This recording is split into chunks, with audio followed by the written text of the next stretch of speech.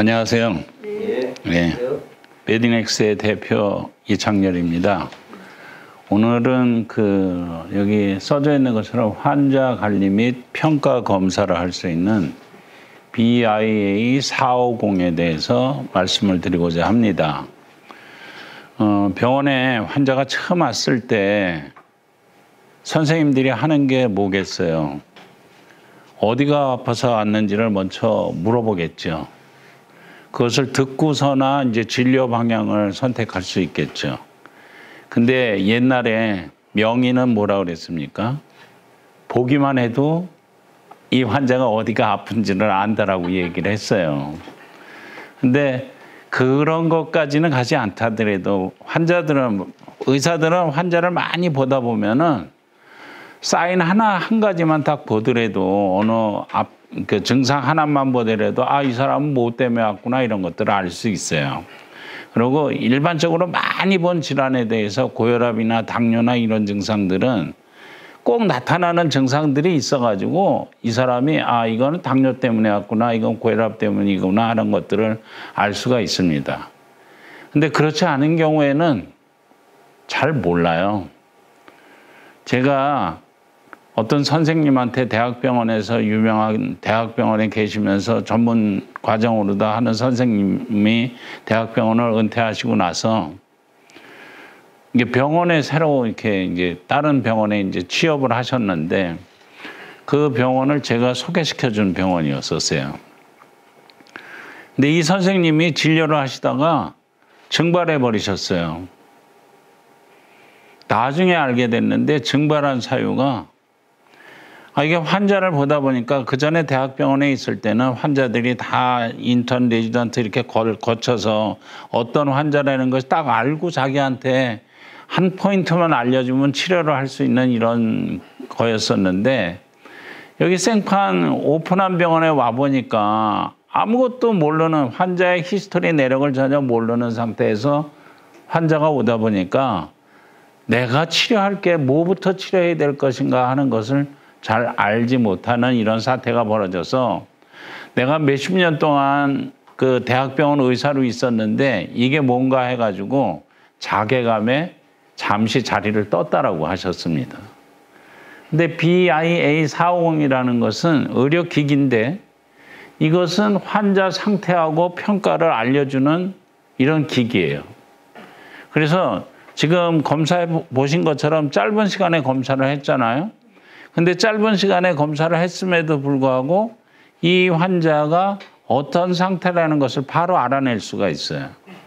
그래서 그런 것을 알려주는 장비에 대해서 설명을 좀 드리고자 합니다. 우리가 인체는 소우주라고 얘기했어요. 굉장히 복잡하죠. 그래서 그것을 증빙해 주는 게 5대양 6대주를 5장육부라고 그러고 4계절이 4지다 뭐 이런 식으로 해서 설명을 해놨는데 거기서 이 BIA 450이 가장 중요한 것은 70%가 물이다. 인체의 70%도 물이다라는 것에 개념을 두고 미세 전류를 흘려서 우리 사람을 상태를 분석하는 것을 해낸 게 BIA 450이라는 장비입니다. 그리고 인체는 여러 가지 인자가 막 거미줄처럼 얽혀서 하고 있어요. 그러니까 뭐 염증도 있고 환경인자도 있고 활성산소의 문제가 해독 뭐 이런 전반적인 여러 가지 증상이 뒤에 얽혀져 있는데 이 뒤에 얽혀져 있는 거에 균형이 하나가 깨지기 시작하면 병이 나타나는 겁니다. 이거 간단해요. 그래서 건강은 균형이라고 얘기했어요. 그러니까 밸런스가 깨져 있는 상태가 되면 병이 나타난다는 겁니다. 그래서 우리 인체의 상태가 균형 잡혀져 있는가 안 잡혀져 있는가를 보는 게 인체의 구성면에서 보게 되면 한쪽은 이런 근육량이 얼마나 되고 지방은 얼마나 되고 뼈는 어떻게 있고 물은 얼마나 되고 하는 것을 인체의 구성 하나를 보는 게 있고 또 인체의 구성 2는 우리 몸속은 원소로 이루어져 있다라고 얘기하잖아요. 약 60여 종의 원소로 이루어져 있는데 6대 필수원소, 탄소, 수소, 산소, 질소, 인황, 그 다음에 나트륨, 칼륨. 우리가 굉장히 중요하다라고 얘기하잖아요. 칼륨하고 나트륨이 살아있는 세포에서는 굉장히 중요하다라고 얘기하고 있고, 그 다음에 뼈를 튼튼하기 위해서는 마그네슘, 칼슘이 필요하다라고 얘기하고 있고, 그 다음에 뭐 질병에 관련되는 게 망간, 철, 코발트, 니켈 이런 것들이 필요하다라고 얘기하고 있는데, 이런 원소들이 일정 양이 건강한 사람의 양은 딱 정해져 있어요. 그 정해진 양을 벗어나게 되면 질병이 나타나는 겁니다. 그래서 그런 것들을 찾아내는 게 검사를 있는 게 우리 지금 기능의학 검사에서 알려진 것처럼 모발 검사라고 하는 것은 원소의 상태를 알아낼 수 있는 검사가 되고요.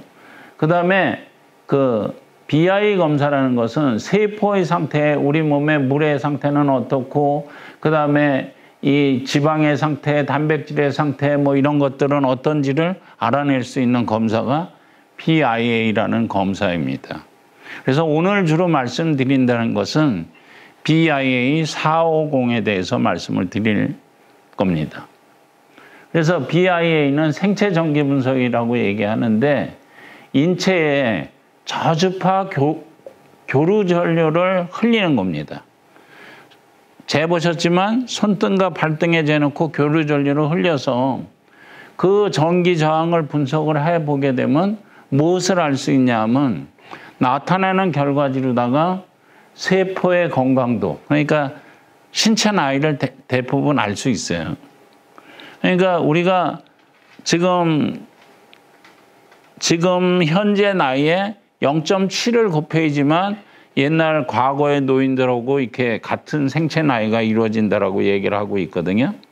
그러니까 60이라고 그래도 지금 현재 60대는 40대나 마찬가지, 6, 7이 40이 40대나 마찬가지인데, 그런 생체 나이, 그 다음에 세포가 건강해야지 사람 몸이 건강해지는 건데, 세포막이 튼튼한지 안 튼튼한지, 세포의 영양 상태, 그 다음에 비만, 그 다음에 독성 물질이 얼마만큼 있는지 없는지, 그 다음에 내 몸속에 물이, 우리가 첫 번째 얘기했을 때 BIA는 인체의 물이 70%가 기준이라는 것을 상태로 해서 만들어졌기 때문에 탈수 상태 등을 알아냄으로써 이것만 알아내게 되면 병의 진단과 치료, 예후 결정에 유용하게 쓸 수 있는 게 되는 겁니다. 그래서 어느 암 요양병원에서 이 장비를 딱 들여놓기 전에는 내가 암 환자가 왔을 때 이 환자가 어떤 상태라는 것을 설명을 해주고 치료 상태를 어떻게 가져가야 되겠다는 계획을 세워줄 수 있는 기회를 줌으로써 아주 유용하게 쓸 수 있다, 이런 얘기를 하고 있습니다.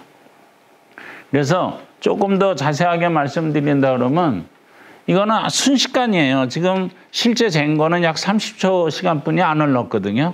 30초 만에 오버럴하게 에너지 상태가 어떤지, 영양 상태가 어떤지, 해독 상태가 어떤지, 그 다음에 세포막의 상태와 바디 컴포지션을 구분해낼 수 있는 게 아주, 그래서 그 짧은 시간에 스냅샷을 찍듯이, 스냅샷 사진을 찍듯이 볼 수 있는 겁니다. 그리고 이건 외래에서 간단하게 앉아서도 하고 들어놓아서도 할 수 있게 아프지 않은 상태에서, 우리가 사람들은 아이들이 병원에 가기 싫어하는 이유가 주사를 맞기 때문에 아프다는 그걸 마음을 갖고 있기 때문에 그런데 전혀 아프지 않게.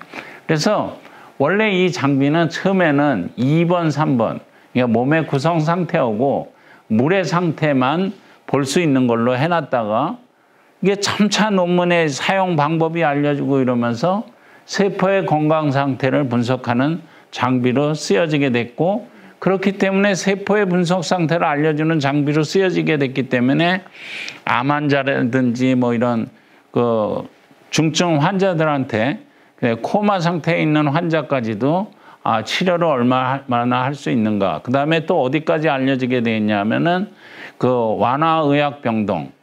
그러니까 이제 곧 죽을 날을 기다리는 사람한테 이 사람이 죽을 때가 얼마만큼 됐는지를 알려줄 수 있는 지표로 다 쓰여지고 있는 것들입니다. 그래서 의료기기는 이게 2008년도에 처음 수입 허가를 받았습니다. 식품의약안전처에 2008년도에 처음 벌써 10몇 년 전이죠. 그리고 이 장비는 뭐라고 되어 있냐면은 결과지는 이런 식으로 나오게 되어 있어요. 이 결과지는 이런 식으로 나오는데 여기 번호가 5번, 6번이 뭐냐면 5번 페이스 앵글이라는 거. 페이스 앵글은 인체 내의 세포 건강과 완전성의 척도. 세포가 얼마만큼 건강한지를 안 건강한지를 알려주는 척도이고 그 다음에 제지방 체중에 지방을 뺀 체중이요. 지방을 뺀 체중에 대한 체스포량의 비율을 반영해주는 그 값이다. 그래서 페이스 앵글 값을 알려주고 그 다음에 바디 캐퍼시턴시라고 그래가지고 인체 전기 유량이라고 그래서 체세포량의 전체적인 에너지 저장 능력.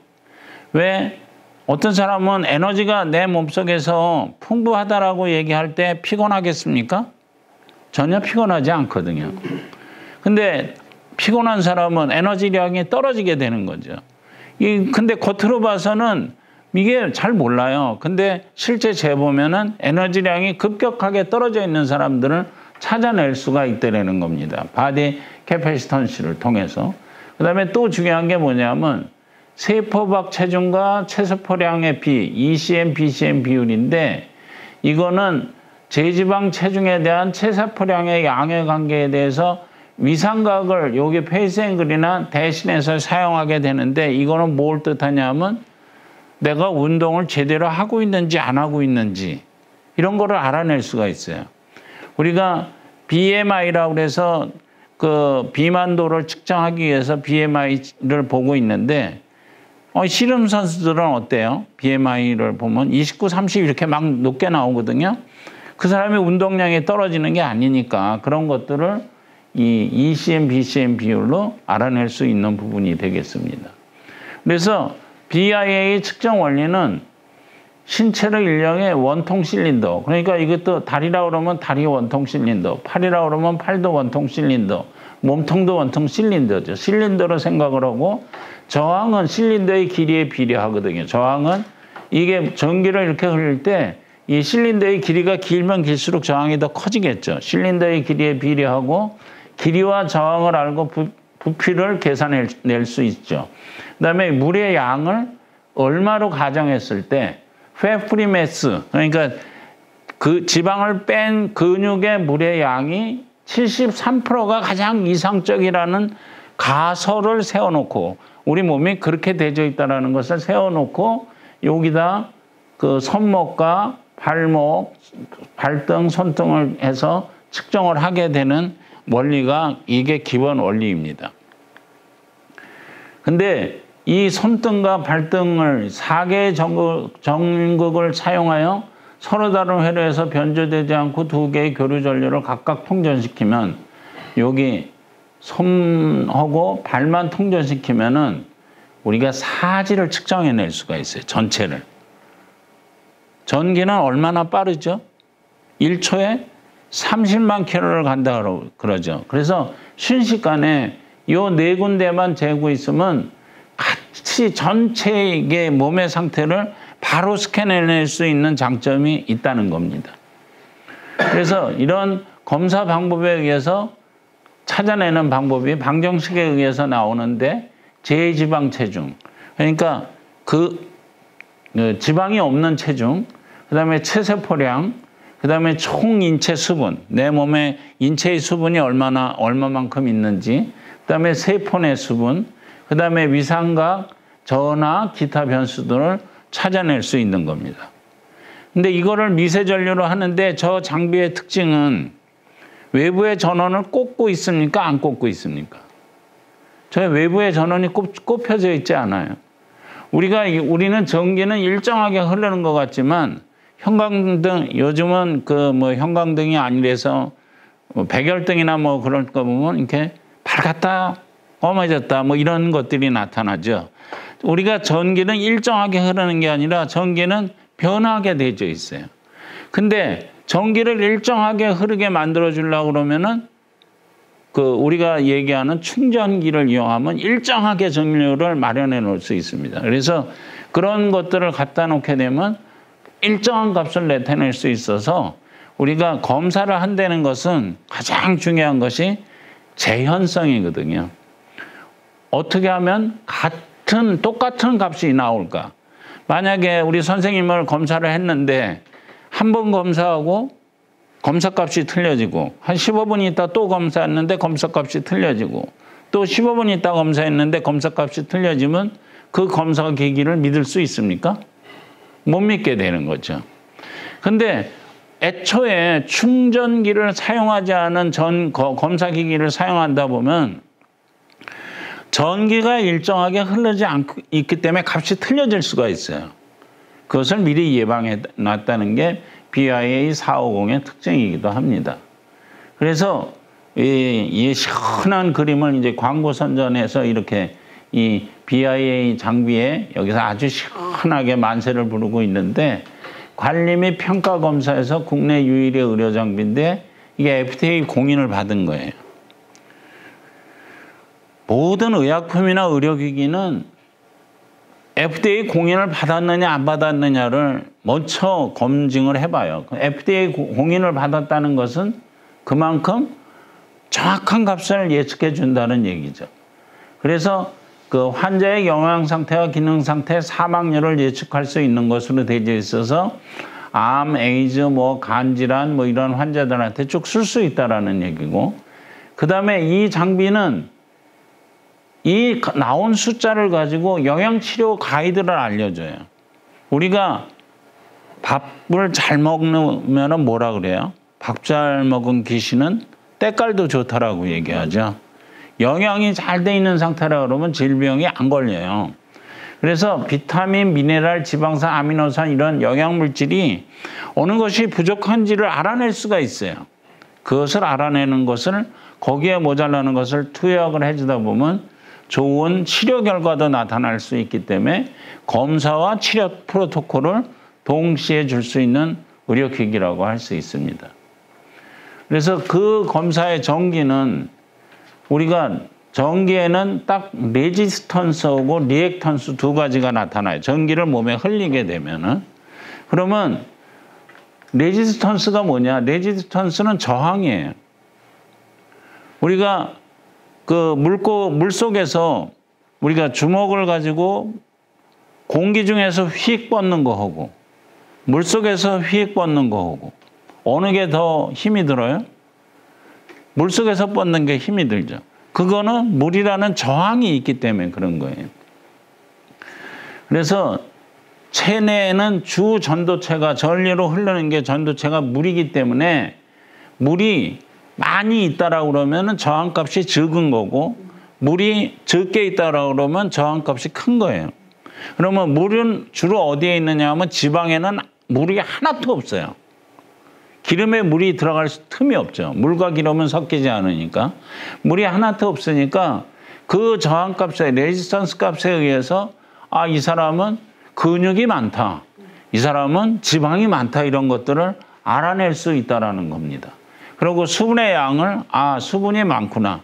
똑같은 수분이라고 해도 근육이라고 해도 이게 물이 60몇 프로뿐이 없으면 저항값이 더 커지게 되는 거겠죠.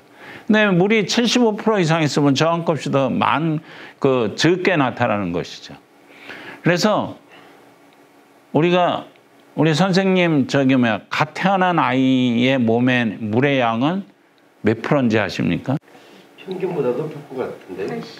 90%까지 올라가요. 그렇게 많이 있어요. 물이 많아요. 예? 아니 피부가 그냥 아주 바들바들하잖아요. 그러면 우리 할머니 80 먹은 할머니는 물이 얼마만큼 있을 것 같아요? 60, 50. 예, 40이에요. 60은 건강한 사람이 대부분 60을 가지고 있는 거고 나이가 들어갈수록 물은 없어지게 되는 상태라는 얘기예요. 예. 그래서 저항값이 나오게 되는 거고 그 다음에 리액턴스라고 해가지고 그 유도저항이라고 얘기해요. 이거는 유도저항 값을 알면 세포 내의 에너지량을 알 수가 있어요. 우리가 물속에서 주먹을 휙 했을 때 물보라가 막 일죠. 그게 유도저항이에요. 그러면 세포 내에 우리가 세포는 세포 내에 미토콘드리아라는 게 또 있어요. 세포 내에 또 미토콘드리아라는 게 있는데 미토콘드리아가 한 세포 내에 보통 3,000개가 들어가져 있어요. 많은 데는. 적은 데는 한 500개 들어가져 있고. 그럼 미토콘드리아 숫자가 없으면은 소용돌이가 이렇게 물보라가 덜 나타나겠죠. 그 리액턴스 값이 떨어지게 된다는 얘기예요. 그래서 그 리액턴스 값을 가지고 에너지량을 에너지 저장량이라든가 이런 것들을 알아낼 수 있는 게 되는 겁니다. 그러면 페이스 앵글은 뭐냐? 위상각이라고 하는데 이게 세포에 건강하냐 안 건강하냐를 나타내주는 장비예요. 수치예요. 근데 위상각은 뚱뚱하다라고 해서 위상각이 높고 날씬하다라고 해서 위상각이 낮느냐? 체중하고는 전혀 그거는 문제가 없으며 세포에 건강하냐 안 건강하냐 세포가 그것만을 나타내주고 있어요. 일반적으로 살아있는 사람에서 나타나는 위상각은 보통은 3에서 15라고 얘기를 해요.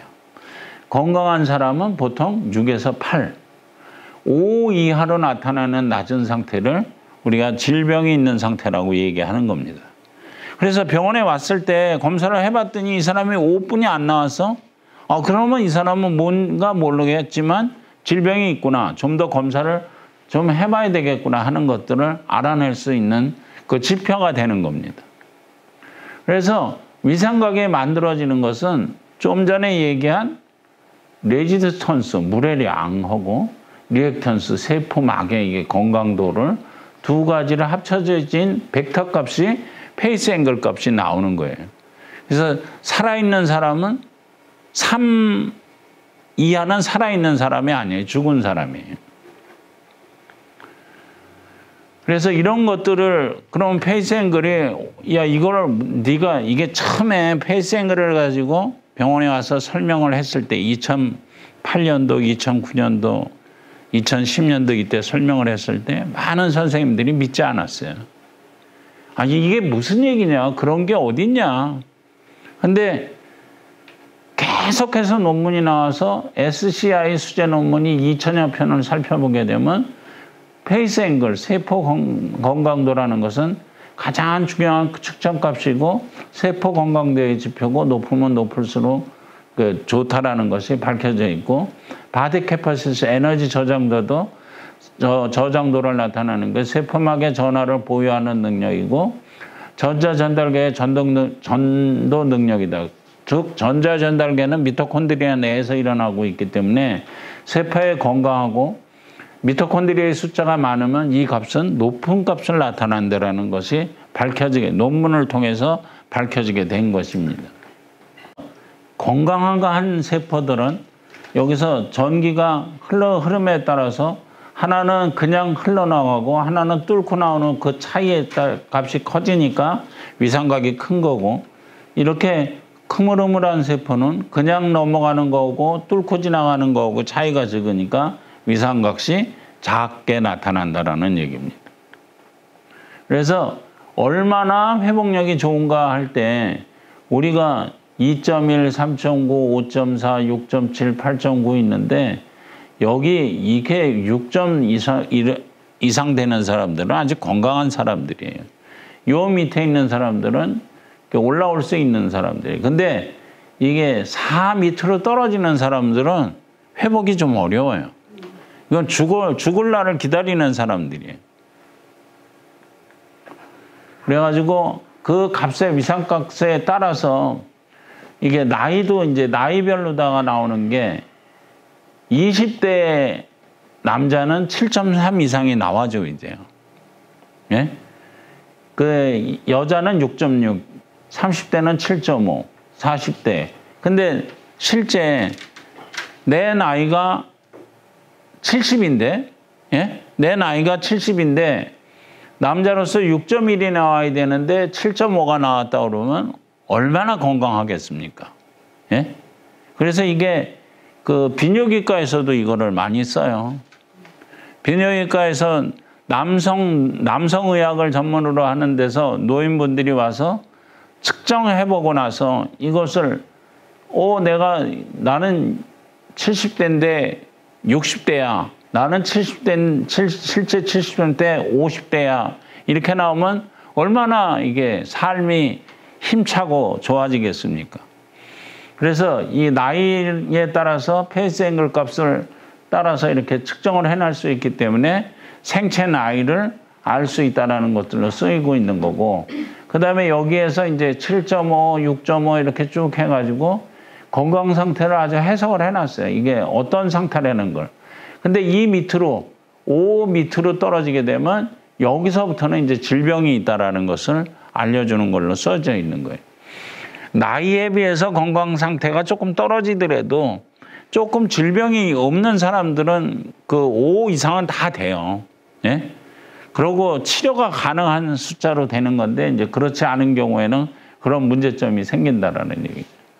그래서 이것은, 이 장비를 제가 아무리 이렇게 생명 예측을 할 수 있는 장비고 건강 상태를 알려줄 수 있는 장비라고 해도 사람들이 안 믿었어요. 근데 세계적인 암병원이라고 하는 MD 앤더슨 캔서 센터에서 이 장비를 이용해서 진행암 환자한테 있어서 생존율을 예측할 수 있는 게 페이스 앵글이다라는 논문이 나오고 나서는 이거 봐. 이런 논문이 다 있어? 그래서 각 대학병원에서 저희 회사에 연락을 해가지고 이 장비를 좀 쓸 수 있느냐, 신뢰할 수 있느냐 해서 이제 그런 것들이 대학을 통해서 이제 들어가게 된 겁니다. 이거는 우리가 아무리 설명을 해도 안 된 게 논문 근거 자료를 통해서 BIA가 이 정도 증빙 자료가 되는구나 해서 알려지는 좋은 임상 데이터라고 볼 수 있습니다.